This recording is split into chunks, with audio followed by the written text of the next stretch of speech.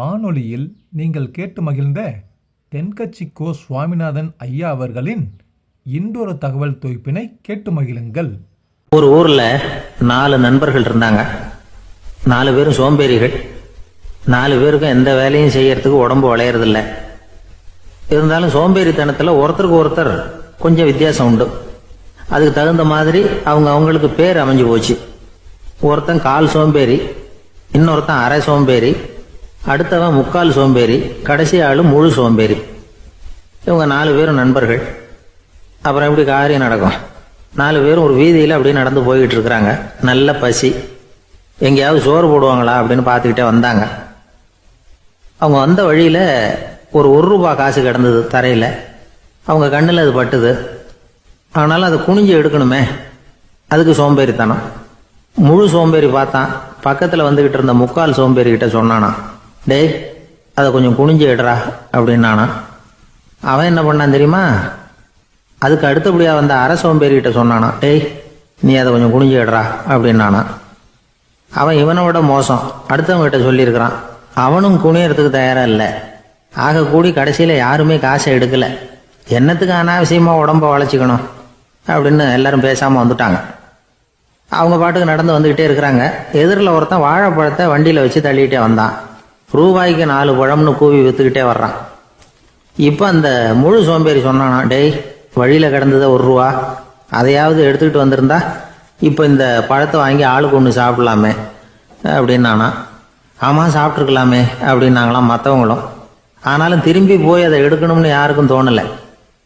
பேசாமல் சோர்ந்து போய் நடந்து வந்தாங்களாம். இருட்டி போச்சு. வழியில் ஒரு கோவில். சரி இங்கேயே படுத்து தூங்குவோம் அப்படின்னா ஒருத்தன். அதுதான் சரின்னாங்க மற்றவங்களும். அப்படியே மண்டபத்தில் படுத்துட்டாங்க. கோவில் அர்ச்சகர் வேலையெல்லாம் முடிச்சு விட்டு வெளியில் வந்திருக்காரு. இவங்கள பார்த்தாராம். ஏன் இப்படி சோர்ந்து போய் கிடக்குறீங்க அப்படின்னு விசாரிச்சிருக்காரு. 2 நாளாச்சுங்க நாங்கள் சாப்பிட்டு அப்படின்னாங்களாம். அவர் உடனே ஐயோ பாவம் அப்படின்னு சொல்லி பானை, விறகு, அரிசி, தண்ணி எல்லாம் கொடுத்து நீங்களே சமையல் பண்ணி சாப்பிட்டுக்குங்க அப்படின்னு சொல்லிவிட்டு போயிட்டார். இந்த 4 பேருக்கும் சமையல் பண்ணி சாப்பிடணும்னு ஆசையாக தான் இருந்தது. ஆனால் அடுப்பு பற்ற வைக்கணுமே, அதுக்கு தீப்பெட்டி வேணுமே. தீப்பெட்டி இல்லை. இப்போ முழு சோம்பேறி ஆரம்பித்தான். அடுத்தவனை பார்த்து, டேய் கடைக்கு போய் ஒரு தீப்பெட்டி வாங்கிட்டு வாயேன் அப்படின்னு நானான். அவன் வழக்கம் போல் அடுத்தவங்ககிட்ட சொல்லியிருக்கான். அவன் அதுக்கு அடுத்தவங்ககிட்ட சொல்லியிருக்கிறான். கடைசியாக கால் சோம்பேறிக்கிட்ட வந்து சேர்ந்தது. அவனும் அது நம்மால் முடியாது அப்படின்னு பேசாமல் இருந்துட்டான். இப்போ தீப்பெட்டி வேணுமே, அதுக்கு என்ன பண்ணுறது? அவங்களுக்குள்ள பேசி ஒரு முடிவுக்கு வந்தாங்களாம். அதாவது யார் முதல்ல வாயை திறந்து பேசுகிறாங்களோ அவங்க தான் தீப்பெட்டி வாங்கிறதுக்கு போகணும் அப்படின்னு. அவ்வளவுதான். உடனே 4 பேரும் வாயை கெட்டியாக மூடிக்கிட்டு படுத்துக்கிட்டாங்க. அவங்க சமையல் பண்ணி சாப்பிட்டாங்களா என்ன அப்படிங்கிறது அர்ச்சகருக்கு தெரியல. சரி பார்த்துட்டு வரலாமேன்னு வந்தார். வந்து பார்க்குறாரு, இவங்க 4 பேரும் அசையாமல் படுத்து கிடக்குறாங்க. அர்ச்சகர் பயந்துட்டார். ஒருவேளை பசி தாங்காமல் செத்து போட்டாங்களோ அப்படிங்கிற பயம், அல்லது நாம் கொடுத்த உணவுப் பொருளில் ஏதாவது விஷம் கலந்துருக்குமோ அப்படின்னும் பயந்தார். அப்படின்னா நம்ம மேலே பழி வந்துருமே அப்படின்னு நினச்சி நடுங்க ஆரம்பிச்சுட்டார். அப்புறம் அவரும் ஒரு முடிவுக்கு வந்தாராம். கோவிலுக்கு பக்கத்துலேயே ஒரு பெரிய குழி இருந்தது.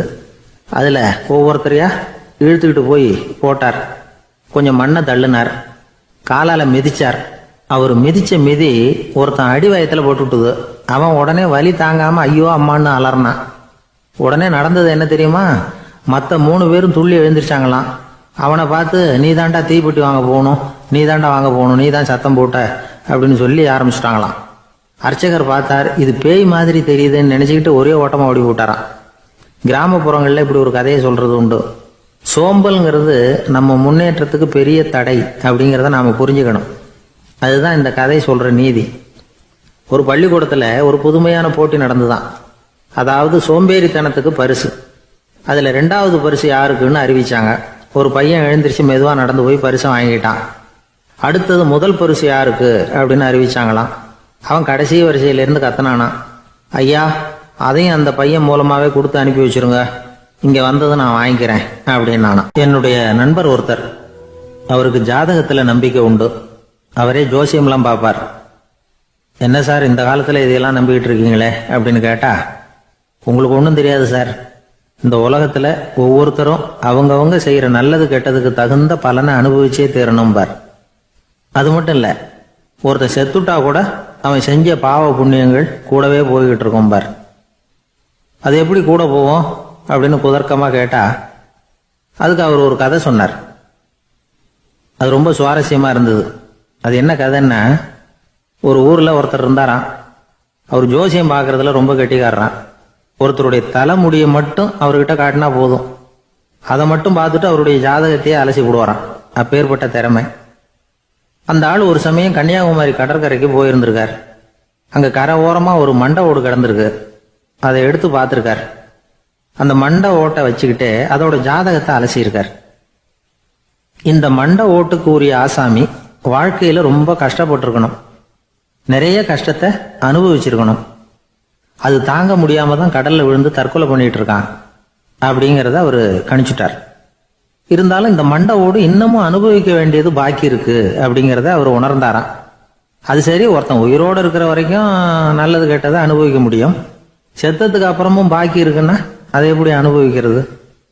இந்த மண்டை ஓட்டுக்கு இன்னும் கொஞ்சம் பாக்கி இருக்குங்கிறது அவருக்கு புரிஞ்சதே தவிர அதோட அர்த்தம் என்னங்கிறது சரியா விளங்கல. சரி, இதை இன்னும் கொஞ்சம் விவரமா ஆராய்ச்சி பண்ணுவோம் அப்படின்னு நினைச்சுக்கிட்டு அதை தன்னுடைய வீட்டுக்கு எடுத்துட்டு போயிட்டார். அந்த மண்டை ஓட்டை ஒரு பெட்டியில வச்சு பூட்டினார். தன்னுடைய தனி அறையில அதை பத்திரமா வச்சுக்கிட்டார்.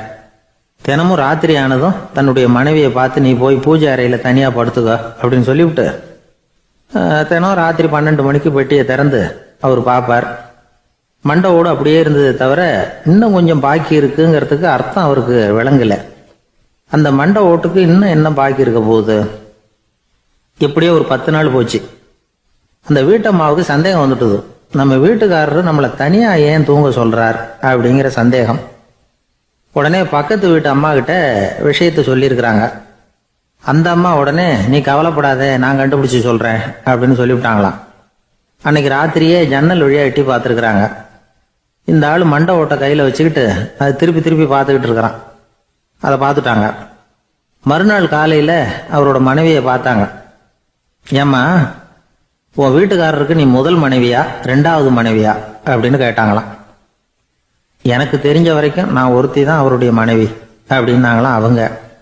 அப்படி இல்லை, நீ அவருக்கு 2வது மனைவி. முதல் மனைவியின் மண்டை ஓட்டை தான் அவர் தினமும் ராத்திரியில் எடுத்து பார்த்துக்கிட்டு இருக்கிறார் அப்படின்னாங்க அடுத்த வீட்டு அம்மா. அப்படியா விஷயம் அப்படின்னு சொல்லிவிட்டு கணவன் வீட்டில் இல்லாத நேரமா பார்த்து அந்த மண்டை ஓட்டை எடுத்து கொண்டாந்து ஒரு உரல்ல போட்டு உலக்கையால குத்தி நொறுக்க ஆரம்பிச்சிட்டாங்க. வெளியில போயிருந்த அந்த ஆள் அப்பதான் உள்ள நுழைஞ்சார். மண்டை ஓடு உலக்கை கிட்ட குத்து வாங்கிட்டு இருக்கு. அது அனுபவிக்க வேண்டியது இன்னும் கொஞ்சம் பாக்கி இருக்குங்கிறதுக்கு அர்த்தம் எனக்கு இப்பதான் புரிஞ்சுது அப்படின்னாராம் அவர். இந்த கதையிலேருந்து நாம இன்னொரு நீதியையும் புரிஞ்சுக்கணும். அதாவது நம்ம வீட்டை பத்தி நமக்கு புரியாததெல்லாம் அடுத்த வீட்டுக்கு. ஒரு ஊர்ல ஒரு ஆள் இருந்தான். நிறைய பணம் சேர்த்தான். அவனுக்கு சம்பாதிக்க தெரியுமே தவிர செலவு பண்ண தெரியாது. மகா கஞ்சன். காசை கையில் எடுக்கவும் மாட்டான். எடுத்தா செலவு செய்ய வேண்டியிருக்குமே. அதனால இப்படியே அவன் காலத்தை ஓட்டி விட்டான். வயசாயிட்டுது. அவனுடைய மனைவி ஒரு நாள் கேட்டாங்க, இவ்வளவு நாளா நீங்க என்னை எங்கேயுமே அழைச்சிட்டு போனதில்லை, இப்போவாவது அழைச்சிட்டு போகக்கூடாதா அப்படின்னாங்க. எங்க போகணும் சொல்லுன்னா, காசிக்கு போகணும், கங்கையில குளிக்கணும்னாங்க. இவன் பார்த்தான், இதுக்கு ஏன் அவ்வளவு தூரம் செலவு பண்ணிட்டு போகணும், நம்ம ஊர் ஆத்துலயே குளிக்கலாமே, இதுவும் புண்ணிய நதி தான், இங்க குளிச்சா அங்க குளிச்ச பலன் கிடைச்சிரும் அப்படின்னா.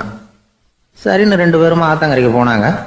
அன்னைக்கு ஏதோ விசேஷம், நிறைய கூட்டம், நிறைய பேர் குளிச்சுக்கிட்டு இருக்கிறாங்க. கரையில சில புரோகிதர்கள் நின்றுகிட்டு இருக்கிறாங்க. குளிக்கிறதுக்கு முந்தி அவங்க கிட்ட உட்காந்தா ஏதோ மந்திரம்லாம் சொல்லுவாங்க, கொஞ்சம் காசு கொடுக்க வேண்டியிருக்கும். அதனால இவன் என்ன பண்ணா, ஆத்தங்கரையிலேயே கொஞ்சம் தூரம் போனான். ஊரை விட்டு தள்ளி வந்துட்டான். அங்க யாருமே இல்லை. அப்பாடான்னு சந்தோஷப்பட்டான். குளிக்கலாம்னு புறப்பட்டான். இந்த நேரம் கடவுள் பார்த்தார், இந்த கஞ்சனுக்கு ஏதாவது புத்தி போகட்டணும் அப்படின்னு நினைச்சார். உடனே ஒரு புரோகிதர் மாதிரி உருவத்தை மாத்திக்கிட்டு அந்த ஆள் முன்னாடி வந்து நின்னார். அவனுக்கு அதிர்ச்சி. இங்க யாருமே இருக்க மாட்டாங்கன்னு நினைச்சா இங்கேயுமே ஒரு ஆள் வந்துட்டாரு, என்ன பண்றதுன்னு யோசனை பண்ணான். புரோகிதர் உருவத்தில் இருந்த கடவுள் சொன்னார், இதை பாருங்க, இன்னைக்கு விசேஷ நாள், நீராடுறதுக்கு முன்னாடி சுயகல்பம் பண்ணிக்கிறது ரொம்ப நல்லது அப்படின்னார். என்கிட்ட பணம் எதுவும் இல்லையேன்னா. பரவாயில்ல, அப்புறமா கொடுங்க, வாங்கிக்கிறேன். ஆனா ஒண்ணு, எவ்வளவு கொடுப்பீங்கிறத மட்டும் இப்பவே சொல்லி கொடுங்க அப்படின்னார். இவன் ரொம்ப யோசனை பண்ணான். ஒரு 10 பைசா தரேன் அப்படின்னா. சரின்னு ஒத்துக்கிட்டு எல்லா கிரியைகளையும் அவர் செஞ்சார். அதுக்கப்புறம் கணவனும் மனைவியும் ஆற்றுல குளிச்சாங்க. அவர் போயிட்டார். கொஞ்ச நாள் கழிச்சு அவன் வீட்டுக்கு வந்தார் கடனை வசூல் பண்ணுறதுக்கு. வாசலில் நின்றுக்கிட்டு இருந்த அவன் மனைவி இவரை பார்த்ததும் தயங்க ஆரம்பித்தாங்க. அந்த அம்மா கிட்ட விஷயத்த சொன்னார். அந்த அம்மா ஓடி போய் உள்ளே இருக்கிற தன்னுடைய கணவர்கிட்ட சொன்னாங்க. அவன் யோசனை பண்ணான், இப்போ வெளியில் போனால் அவனுக்கு 10 காசு கொடுக்க வேண்டியிருக்கும். அதனால் எனக்கு காய்ச்சல்னு அந்த ஆளுகிட்ட சொல்லிவிடு, இன்னொரு சந்தர்ப்பத்தில் என்னை வந்து பார்க்க சொல்லு அப்படின்னா. அந்த அம்மா போய் சொன்னாங்க. அப்படிங்களா, அப்படின்னா அவரை நான் உடனே போய் பார்க்கணுமே அப்படின்னு உள்ள நுழைய ஆரம்பித்தார். அவங்க மறுபடியும் இருங்க தான் வரேன்னு சொல்லிவிட்டு உள்ள ஓடி விஷயத்த சொன்னாங்க. இது எதுடா வம்பா போச்சு அப்படின்னு பார்த்தான். மனைவியை கிட்டத்தில் கூப்பிட்டான். இந்த பாரு, ஜன்னி கண்டு நான் இறந்து போயிட்டதா சொல்லிவிடு அப்படின்னா சொன்னாங்க. புரோகிதர் பார்த்தார். அப்படின்னா ஒரு வழியாக இருந்து அவருடைய இறுதி சடங்குகளையே நானே முடிச்சுட்டு போயிடுறேன் அப்படின்னார். உள்ளே இருந்தவன் யோசனை பண்ணான், அந்த ஆள் என்னை விடமாட்டான் போல இருக்கு. அதனால் ஒரு சவப்பெட்டியில் என்னை வச்சு தூக்கிக்கிட்டு மயானத்துக்கு போங்க, பார்த்துக்கலாம் அப்படின்னா. புரோகிதரை விடுற மாதிரி இல்லை, கூடவே நடந்து போயிட்டு இருக்கிறார். அங்கே இறக்கி சடங்குகளை முடிச்சுட்டு தீ வைக்கிற நேரம் பொட்டிக்குள்ளே இருந்த நம்ம ஆள் அலறி அடிச்சுட்டு வெளியில் ஓடி வந்தான். புரோகிதர் உருவத்தில் இருந்த கடவுள் சிரிச்சார். தன்னுடைய சுய உருவத்தை காட்டினார். அதுக்கப்புறம் அவனை கூப்பிட்டு, இதை பார்ப்பா, ஏன் இப்படி அல்லாடுற, ஏதாவது வர வேணும்னா கேள் தரேன் அப்படின்னார். அவன் யோசனை பண்ணான். பகவானே, ஒரே ஒரு வரம் தான் உங்ககிட்ட கேட்கணும்னா. என்ன வேணும் கேளுன்னார். அந்த 10 பைசா தட்சணையை தள்ளுபடி பண்ணா போதும் அப்படின்னா. கடவுளும் சரின்னு சொல்லிட்டு போயிட்டார். இப்படி ஒரு கதையை சுவாமி சிவானந்தர் சொல்லியிருக்கிறார். செல்வந்தர்கள் பல பேர் இப்படித்தான் இருக்கிறாங்க. தாங்களும் அனுபவிக்க மாட்டாங்க, அடுத்தவங்களுக்கும் கொடுக்க மாட்டாங்க. இது மாதிரியான கஞ்சர்களுக்கு இந்த உலகம் இல்லை, அந்த உலகம் இல்லைங்கிறார் அவர். இந்த கதையில கடவுள் கடன் வசூலுக்கு வந்தது மாதிரி நம்ம ஊர் ஆள் ஒருத்தன் இன்னொருத்தர்கிட்ட 10 பைசா கடன் கொடுத்துட்டான். திருப்பி வாங்கறதுக்கு நடையா நடக்கிறான். கடைசியா கேட்டான், நீ எப்பதான் கடனை திருப்பி தரப்போற, அதை முடிவா சொல்லுன்னா. வர்ற வியாழக்கிழமை கண்டிப்பா கொடுத்துருவேன் அப்படின்னானா அவன். அன்னைக்கு நான் ஊர்ல இருக்க மாட்டேனே அப்படின்னானா இவன். அதனால என்ன, நானும் தான் அன்னைக்கு ஊர்ல இருக்க மாட்டேன் அப்படின்னானா. இமயமலை அடிவாரத்தில் ஒரு மடம். அங்கே ஒரு சன்னியாசி இருந்தார். அவர்கிட்ட ஒருத்தர் வந்தார். சுவாமி, ஆசையை உதற நினைக்கிறேன், முடியல, ஒட்டிக்கிட்டே வருது அப்படின்னாராம். இப்படி உட்கார, ஒரு கதை சொல்கிறேன் அப்படின்னு சொல்லி அவர் சொல்ல ஆரம்பித்தாராம். அவர் சொன்ன கதை என்னென்னா, ஒரு ஊரில் ஒரு ஆள் இருந்தான். அவன் பேர் குப்புசாமி. அவன்கிட்ட எப்பவும் ஒரு பழைய தொப்பி இருக்கும், விடவே மாட்டான். அதனால் அவனை எல்லாரும் தொப்பி சாமி அப்படின்னு தான் கூப்பிடுறது வழக்கம். ஒரு புது தொப்பி வாங்கிக்கப்படாதாப்பா அப்படின்னு நண்பர்கள்லாம் சொல்லி பார்த்தாங்க. பணத்துக்கு எங்கே போவேன் அப்படின்னு விட்டானான். பணம் வச்சுருக்கான், செலவு பண்ண மனசு வரல, மகா கஞ்சன். பழைய பாட்டில்கள்லாம் வாங்கி விற்றுக்கிட்டு இருந்தான். அப்படி ஒரு தடவை பழைய கண்ணாடி சாமான்களை ஏலத்தில் எடுத்தப்போ அதில் ஒரு அருமையான சென்ட்டு பாட்டில் கிடச்சிது. உடனே ஒரு ஐடியா பண்ணான். அந்த சென்ட்டை வந்து சின்ன சின்ன பாட்டில்களில் அடைச்சி ஜன்னல் ஓரமாக அடுக்கி வச்சுட்டான். அதை விற்றா நிறைய பணம் கிடைக்குமே. அதனால் இதுக்கு இடையில் ஒரு நாள் அவன் வந்து அப்படியே உட்காந்துருந்தான். அந்த நேரம் நண்பன் வந்தான். ஏண்டா, உன் பழைய தொப்பியை மாற்றப்படாதா, ஊரில் எல்லாரும் கேலி பேசுகிறாங்களே ஒன்று தொப்பி சாமின்னு அப்படின்னு சொல்லி கேட்டிருக்கான். இந்த சென்ட்டு பாட்டில் விற்றதும் பணம் வரும், அதுக்கப்புறம் பார்க்கலாம் அப்படின்னு நானா இவன். சரி வா, நீச்சல் குளத்துக்கு போயிட்டு வருவோம் அப்படின்னு கூப்பிட்ருக்கான் நண்பன். 2 பேரும் போனாங்க. அதே நேரம் அந்த ஊர் நீதிபதியும் அங்கே குளிக்க வந்தாராம். அவர்கிட்ட இருந்தது விலை வசந்த ஒரு புது தொப்பி. அதை அங்கே இருந்த ஸ்டாண்டில் மாட்டிவிட்டு குளிக்க போனார். இதுக்கிடையில் குப்புசாமி குளிச்சுட்டு வந்தான். அவனுடைய பழைய தொப்பியை காணலை. அந்த புது தொப்பியை பார்த்தா இது நண்பனுடைய வேலை தான் அப்படிங்கிறதாக புரிஞ்சுக்கிட்டு அதை எடுத்து மாட்டிக்கிட்டு வந்துட்டான். நீதிபதி குளிச்சுட்டு வந்து பார்க்குறாரு, தொப்பியை காணும். போலீஸில் புகார் கொடுத்தார். அவங்க வந்து தேடினாங்க. ஒரு மூலையில் பழைய தொப்பி கிடச்சிது. அடடா, இது நம்ம குப்புசாமியோட தொப்பி இல்லையா அப்படின்னு நானா ஒருத்தன். உடனே அவன் வீட்டுக்கு தேடிட்டு போயிருக்காங்க. அங்கே போய் பார்த்தா புது தொப்பி அங்கே இருக்குது. உடனே அவனுக்கு 1000 ரூபா அபராதம் போட்டாங்களாம். அவன் பணத்தை கட்டிவிட்டு ரொம்ப எரிச்சலோடு வீட்டுக்கு வந்தான். பழைய தொப்பி கண்ணில் பட்டது. மறுபடியும், உன்னால தானே எனக்கு 1000 ரூபா நஷ்டம் அப்படின்னு சொல்லி அதை எடுத்துக்கிட்டு அப்படி போயிருக்கான். அந்த ஊர் குளத்தில் வீசி எரிஞ்சிட்டு வந்துட்டான். அது மீன் பிடிக்கிற ஒருத்தன் கையில் சிக்கிச்சு. அவன் வர்ற வழியில் அதை எடுத்து வேகமாக வீசி எறிஞ்சான். அது நேராக குப்புசாமி வீட்டு ஜன்னல் வழியாக உள்ளே வந்து இந்த சென்ட்டு பாட்டில்கள் மேலே விழுந்து எல்லாம் உடஞ்சி நொறுங்கி போச்சு. குப்புசாமி பார்த்தான், தோட்டத்தில் ஆழமாக ஒரு குழியை வெட்டினான். அந்த தொப்பியை போட்டான், மூடிவிட்டான். இதை அடுத்த வீட்டுக்காரன் பார்த்தான், ஏதோ புதையல் தான் வச்சுருக்கான் போல இருக்குன்னு நினச்சான். போலீஸில் போய் புகார் கொடுத்துட்டான். மறுபடியும் போலீஸ் குழியை தோண்டினாங்க. பழைய தொப்பி மறுபடியும் வெளியில் வந்தது. எல்லாரும் சிரிக்கிறாங்க. அன்னைக்கு ராத்திரியே அந்த தொப்பியை எடுத்துக்கிட்டு நேராக புறப்பட்டான். ஒரு கல்லில் அதை சேர்த்து கட்டி குடிநீர் தொட்டி இருக்கும்ல, அதில் போட்டுட்டு வந்துட்டான். இனிமேல் என்ன பண்ணும் பார்ப்போன்னு. ஒரு நாள் திடீர்னு குழாயெல்லாம் அடைப்பட்டு போச்சு. மாநகராட்சி அலுவலர்கள் வந்து என்னன்னு பார்த்தா அந்த பழைய தொப்பி குழாயை அடைச்சிக்கிட்டு இருக்குது. இது குப்புசாமியோட தொப்பிங்கிறது தான் எல்லாருக்கும் தெரியுமே. உடனே குடிநீரை வந்து பாழாக்கினதுக்காக குப்புசாமிக்கு கோர்ட்டு 2500 ரூபா அபராதம் போட்டுவிட்டுது. அதையும் கட்டிவிட்டு வெளில வந்தான். கடைசியாக முடிவு பண்ணான். ஒரு நெருப்பு குச்சியை கிழிச்சான், தொப்பியை கொளுத்தினான், எரிஞ்சது. எடுத்து வெளில எரிஞ்சான். கொஞ்ச நேரத்தில் தீ அணைப்பு படம் வந்துட்டுது. ஆமாம், இவன் எடுத்து எரிஞ்சது வெளியில் விழுந்து வீட்டு கூரையே பற்றிக்கிட்டு எரிய ஆரம்பிச்சுட்டுது. அவனோட பணத்தாசையும் அதோடு சேர்ந்து எரிஞ்சு போச்சான். இப்படி ஒரு கதை. இந்த கதையை சொல்லி முடித்தார் அந்த இமயமலை அடிவாரத்தில் இருந்த சன்னியாசி. இப்போ அந்த குப்புசாமி எங்கே இருக்கிறான்னு கேட்டார் எதிரில் இருந்தவர். இதோ உன் எதிரிலே இருக்கிறான், நான் தான் அந்த குப்புசாமி அப்படின்னாரான் அந்த சன்னியாசி.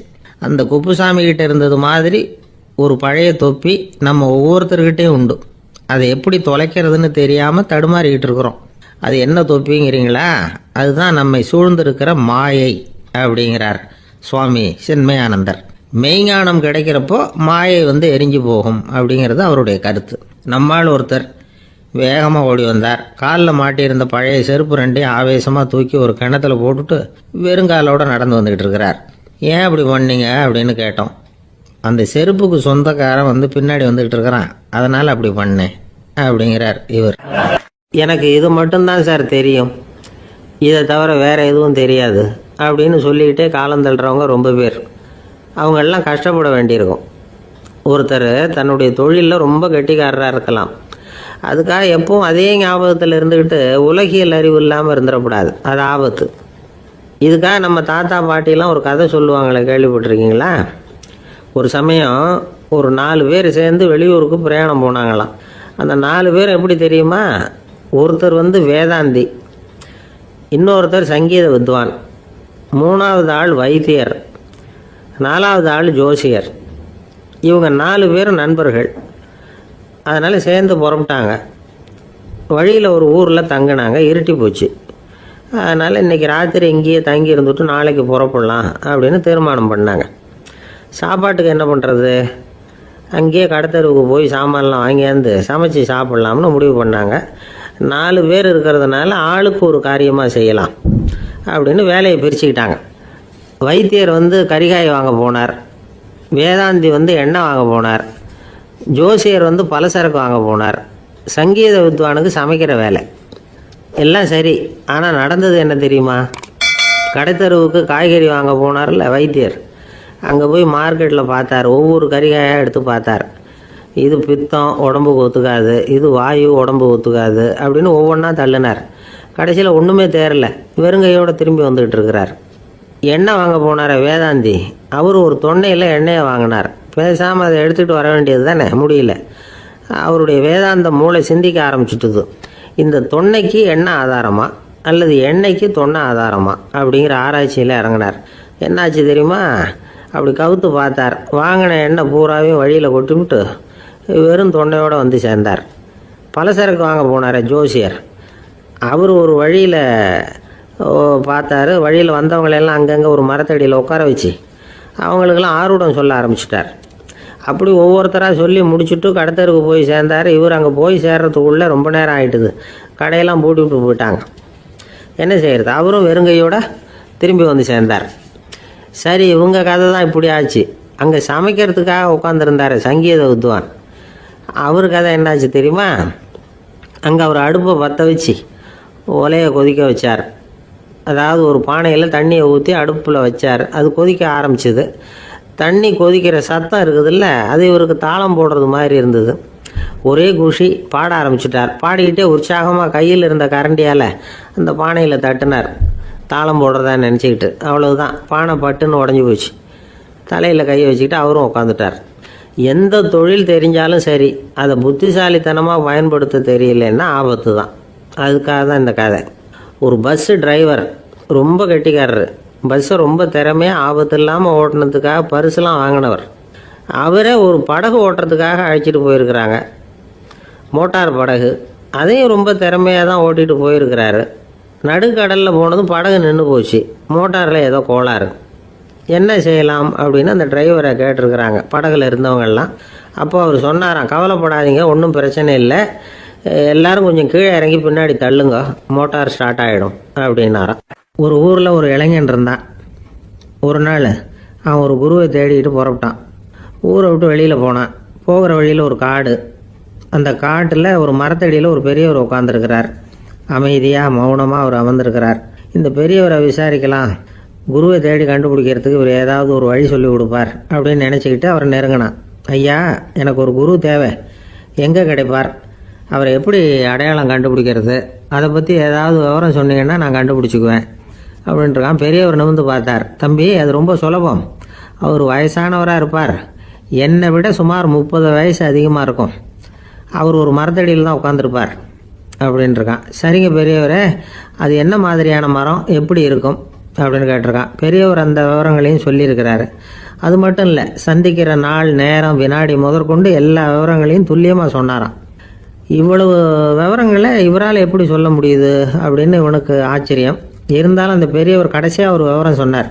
அது என்ன தெரியுமா, எப்படியும் நீ அவரை சந்திக்கிறதுக்கு ஒரு 30 வருஷம் ஆகும் அப்படின்னு சொல்லிவிட்டாராம். ரொம்ப நன்றிங்க பெரியவரே அப்படின்னு சொல்லிவிட்டு அந்த இளைஞன் புறப்பட்டுருக்கான். இப்போ அவனுக்கு குரு பற்றின விவரம் எல்லாம் கிடைச்சிட்டுது, சந்திக்கிற நேரமும் தெரிஞ்சுட்டுது. ஆனால் 30 வருஷம் அவரை தேடி அலைய வேண்டியிருக்குமே. அவன் தேட ஆரம்பித்தான். காடு மலை எல்லாம் சுற்றி அலைஞ்சான். பல வருஷங்கள் தேடினான், அழுத்து போயிட்டான். கடைசியில் அவனுக்கும் வயசாகிட்டுது. கடைசியில் தன்னுடைய சொந்த ஊருக்கே திரும்பி போய்கிட்டு இருந்தான். அங்கே ஒரு மரத்தடியில் அவன் தேடிக்கிட்டு இருந்த குருநாதர் கிடைச்சார். யார் அவருன்னா, 30 வருஷத்துக்கு முன்னாடி வழி சொல்லி கொடுத்தாருல அதே பெரியவர். அவருக்கு இப்போ 30 வயசு அதிகமாக இருந்தது. அதே மரம், அன்னைக்கு பெரியவர் சொன்ன அடையாளம் இப்போ பொருத்தமாக இருந்தது. இப்போ அந்த பெரியவர் சொன்னார், சரியாக வந்து சேர்ந்துட்டேன், வா, உனக்காக தான் நான் இவ்வளவு காலமும் காத்துக்கிட்டு இருந்தேன் அப்படின்னாராம். என்ன சொல்கிறீங்கன்றிருக்கான்.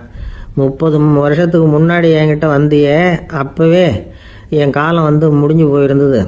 அப்போவே என்ன உனக்கு அடையாளம் தெரியல, அதனால் இவ்வளவு காலம் உனக்காக காத்துட்டு இருக்கும்படி ஆயிட்டுது அப்படின்னாராம். ஐயா, அப்போவே நீங்கள் சொல்லியிருக்கலாமே, இதுதான் 30 வருஷம் கழித்து நீ சந்திக்க போகிற இடம், நான் தான் உன்னுடைய குரு அப்படின்னு சொல்லியிருக்கலாமே அப்படின்ட்டுருக்கான். அந்த பெரியவர் சிரிச்சுக்கிட்டே இதுக்கு பதில் சொன்னாராம். நான் எவ்வளவோ விவரமாக தான் சொன்னேன், நீ சரியாக புரிஞ்சிக்கல. காரணம், அப்போ நீ போதுமான அளவுக்கு பக்குவம் பெற்றிருக்கவில்லை, அதனால் புரியும் சக்தி இல்லாமல் போயிட்டுது. அப்போ 30 ஆண்டு காலம் நீ அலைஞ்சு தெரிஞ்சிருக்கிற, அது காரணமாக இப்போ உனக்கு அந்த பக்குவம் வந்துட்டுது. அதனால தான் அடையாளம் காண முடிஞ்சது, நானே உன்னுடைய குரு அப்படின்னாராம். இதுலேருந்து என்ன தெரியுதுன்னா, ஆன்மீகத்தில் மாணவனாக சேர்றதுக்கு கூட ஒரு பக்குவத்தன்மை தேவைப்படுது. ஒரு பெரிய ஞானி, அவர்கிட்ட சீடனாக இருக்க ஒருத்தன் வந்தான், எதிரில் நின்னான். ஞானி அவனை வெகு நேரம் உற்று பார்த்தார். அப்புறம் சொன்னார், சீடனாக இருக்கிறது ரொம்ப சிரமம்னார். நான் தயாராக இருக்கிறேன்னா. அது இன்னமும் சிரமமாச்சே, இங்கே வந்து குருவாக இருக்கிறது மட்டுமே சுலபம் அப்படின்னாராம். அப்படின்னா நான் குருவாகவே ஆயிடுறேன் அப்படின்னானா. இது போலவே இந்த காலத்தில் கதை ஒன்று உண்டு. ஒரு பள்ளிக்கூடத்தில் வகுப்பு ஆசிரியர் மாணவனை திட்டிக்கிட்டு இருந்தார். டேய், நீ 100க்கு 10 மார்க்கு தான் வாங்கிக்கிட்டு இருக்க, இவ்வளவு மோசமாக நீ படித்தா கடைசியில் மாடு மேய்க்கிறது கூட லாய்க்கு இல்லாதவனா ஆயிடுவேன், அதுக்கப்புறம் என்ன செய்ய போகிறேன் அப்படின்னாராம். பையன் தலையை சொரிஞ்சிக்கிட்டே சொன்னானா, சார் அப்படின்னா ஒன்று செய்கிறேன் அப்படின்னானா. இவர் கேட்டிருக்கார், என்ன செய்ய போகிறேன்னு. வேற என்ன சார், உங்களை மாதிரி ஒரு ஆசிரியர் ஆயிடுறேன் அப்படின்னானா. ஒரு ஊரில் ஒரு ராஜா இருந்தார். அவர் ஒரு நாள் காலையில் அரண்மனையில் மேல் மாடத்தில் வந்து நின்றுக்கிட்டு இருந்தார். அப்போ ஒரு ஆள் வீதியில் ரொம்ப வேகமாக ஓடிக்கிட்டு இருக்கான். அதை ராஜா கவனிச்சார். அவன் மனசில் ஏதோ ஒரு தவிப்பு இருக்குங்கிறத புரிஞ்சுக்கிட்டார். உடனே அரண்மனை சேவகர்களை கூப்பிட்டார். அந்த ஆளை இங்கே அழைச்சிட்டு வாங்க அப்படின்னார். இவங்க ஓடி போய் அந்த ஆளை அழைச்சிட்டு வந்தாங்க. மன்னர் முன்னாடி நிறுத்தினாங்க. மன்னர் அவனை நிமிர்ந்து பார்த்தார். எதுக்காக இவ்வளவு வேகமாக ஓடிக்கிட்டு இருக்கிற அப்படின்னு கேட்டார். இதுக்கு அவன் சொன்னா, மன்னா, நம்ம கோட்டையின் வடக்கு வாசல் இருக்கு இல்லையா, அது ஓரமா ஒரு பெரிய பாறாங்கல் கிடக்கு. அதுக்கு அடியில் நான் ஒரே ஒரு வெள்ளி நாணயத்தை புதைச்சி வச்சிருக்கேன். அது இப்போ எனக்கு தேவைப்படுது. என்னுடைய மனைவிக்கு ஒரு பரிசு வாங்கி கொடுக்க வேண்டியிருக்கு, அதுக்காக தான் அவசரமாக ஓடிக்கிட்டு இருக்கிறேன் அப்படின்னா. மன்னர் யோசனை பண்ணார். அப்புறம் சொன்னார், அதுக்காகவா இப்படி ஓடுற, பரவாயில்ல, அதை பற்றி கவலைப்படாத, நான் உனக்கு 10 வெள்ளி காசுகள் தர்றேன், வாங்கிட்டு திரும்பி போ அப்படின்னார். இவன் தலையை சொரிஞ்சான். மன்னா, நீங்க கொடுக்கறத ரொம்பவும் மகிழ்ச்சியோட வாங்கிக்கிறேன், இருந்தாலும் அதுக்கப்புறம் அந்த வடக்கு வாசலுக்கு போய் அங்க இருக்கிற ஒரு நாணயத்தையும் எடுத்துக்கிட்டு போயிடுறேனே அப்படின்னு நானா. இதை பாருப்பா, அந்த ஒரு நாணயத்தை மறந்துடு, உனக்கு 100 வெள்ளி நாணயங்கள் தரேன் இருக்கார். மன்னா, ரொம்ப மகிழ்ச்சி, உங்க மாதிரி தாராள குணம் வேற யாருக்கும் வராது, நீங்க கொடுக்குற 100 நாணயங்களையும் வாங்கிக்கிறேன், இருந்தாலும் வடக்கு வாசலுக்கு போய் அதையும் எடுத்துக்கிட்டா 101 ஆயிடுமே அப்படின்னு நானா. இதை பாருப்பா, அந்த ஒரு நாணயத்தை மறந்துடு, அது எக்கேடாவது கெட்டு போகட்டும், நான் உனக்கு 100 பொற்காசுகள் தரேன், அதையாவது வாங்கிட்டு வந்த வழியிலேயே திரும்பி போடுன்னாராம். தங்க நாணயங்களே தரேன்னு சொல்றீங்க, தாராளமா வாங்கிக்கிறேன், இருந்தாலும் வடக்கு வாசலுக்கு போய் அப்படின்னு மறுபடியும் ஆரம்பிச்சான். அரசர் பொறுமை இழந்துட்டார். கடைசியா ஒரு முடிவுக்கு வந்துட்டார். இதை பாருப்பா, உனக்கு என்னுடைய ராஜ்யத்திலேயே பாதியை கொடுத்துட்றேன், அப்படியாவது திருப்தியா திரும்பி போ அப்படின்னாராம். மன்னா, உங்களுடைய பெருந்தன்மைக்கு ஈடு இணையே கிடையாது, தேசத்திலேயே பாதி பிரிச்சு கொடுக்குறேன்னு சொல்றீங்க, அதனால உங்ககிட்ட ஒரு சின்ன வேண்டுகோள் அப்படின்னானா. சொல்லுன்னாராம் மன்னர் ஆர்வமா. இவன் மெதுவா ஆரம்பிச்சான். அப்படி இந்த ராஜ்யத்தை 2ஆ பிரிக்கிறப்போ அந்த வடக்கு வாசல் இருக்கிற பக்கத்தை என்கிட்டயே கொடுத்துருங்கோ அப்படின்னானா. மன்னர் அசந்து போயிட்டார். இந்த கதை எதுக்காகன்னு கேட்டா, மனம்ங்கிறது ஒரு குரங்குங்கிறத புரிஞ்சுக்கிறதுக்காகத்தான். உன்னை பிடிச்சிக்கிட்டா லேசில விடாது, அப்படிப்பட்ட மனசை அறிவு தான் வழி நடத்தணும், அதுல தான் வாழ்க்கையின் வெற்றி அடங்கி இருக்குது. ஒரு சின்ன பையன் தெருவில் அழுதுகிட்டு இருந்தான். ஏன்பா அழுவுறேன்னு ஒரு பெரியவர் கேட்டார். 1 ரூபா காசை இங்கே தொலைச்சுட்டேன் அப்படின்னா. சரி, அதுக்காக அழாத, அதுக்கு பதிலாக 10 ரூபா தரேன், இந்தா வச்சுக்கோன்னு கொடுத்தாரு. அந்த 10 ரூபாயை வாங்கி சட்டப்பையில போட்டுக்கிட்டு அதை விட அதிகமாக சத்தம் போட்டு அழ ஆரம்பிச்சுட்டான். மறுபடியும் ஏன்டா அழறேன்னு கேட்டார் பெரியவர். அந்த 1 ரூபாயும் கிடைச்சிட்டுதுன்னா இப்போ என்கிட்ட 11 ரூபா இருக்குமே, இப்போ 10 ரூபா தானே இருக்கு அப்படின்னு சொல்லிவிட்டு அழறான். சங்கீத வித்வான்களில் பல வகை உண்டு. சில குறிப்பிட்ட ராகங்களை பாடுறதுல அவங்களுக்கு பெருமை வர்றது உண்டு. ஆனால் ஒருத்தர் இருந்தார், அவரால் ஒரு ராகத்துக்கே பெருமை வந்தது. அந்த ராகத்தை அவர் வாசித்து கேட்கணும் அப்படின்னு சொல்லுவாங்க. அது என்ன ராகம்னா தோடி ராகம். சரி, அந்த வித்வான் யாருன்னா அவர் தான் திருவாவடுதுறை ராஜரத்னம் பிள்ளை. பேராசிரியர் கல்கி ஒரு சமயம் தம்முடைய பத்திரிகையில் எழுதினாராம். அதை அப்படியே படிக்கிறேன் கேளுங்களேன். ஆகா, ஸ்ரீ ராஜரத்னம் பிள்ளையின் தோடி ஆலாபனையை முதலில் கேட்டபோது அவருடைய கற்பனையை விட்டு தள்ளுங்கள், நம்முடைய மனதில் என்னென்ன இன்பமயமான கற்பனைகள் எல்லாம் உதித்தன.